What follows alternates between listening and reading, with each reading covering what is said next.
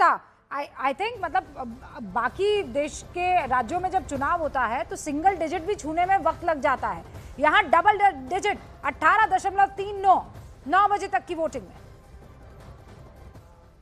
एक तो कि गर्मी बहुत है और बंगाल में उमस भी बहुत होगी, तो इस वजह से भी लोग शायद सुबह वोटिंग करके निश्चिंत हो जाना चाह रहे होंगे। और दूसरा कारण जो ये है, क्योंकि ये जो एक्साइटमेंट है वोट डालने का, वो as I said election commission को बहुत बड़ा सल्यूट जाता है कि उन्होंने इस पूरे इलेक्शन को इतना फेयर बनाने का माहौल बनाया। दूसरी चीज मैं ये भी कहना चाहती हूँ कि अभी जो हम वोट परसेंटेज देख रहे हैं, वो वोट परसेंटेज एक्चुअली आगे आने वाले समय की दस्तक है, क्योंकि बंगाल का जो एक एक मूल चित्ती है बंगाल की, वो काफी ज्यादा राजनीतिक है।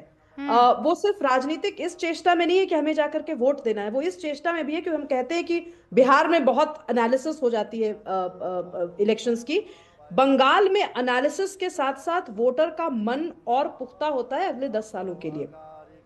बिहार बदल सकता है, बंगाल नहीं बदलता, अगर वो सोच लेता है कुछ कि आगे मुझे करना है इस चीज में। और तो मैं जब कुछ चीज़ें खंगाल रही थी तो उसमें ये पता चला, जैसे मैं दर्शकों को बार बार बता रही हूँ कि ये जो सेकेंड फेज का चुनाव हो रहा है, इसमें 6 वो ज़िले हैं जो कहलाते हैं प्रेसिडेंसी डिवीज़न।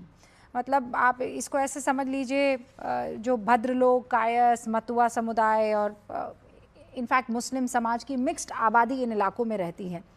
और प्रेसिडेंसी डिवीज़न की कुल 111 सीटें हैं, जिसमें से 96 सीटें 2021 में ममता बनर्जी ने जीती थी।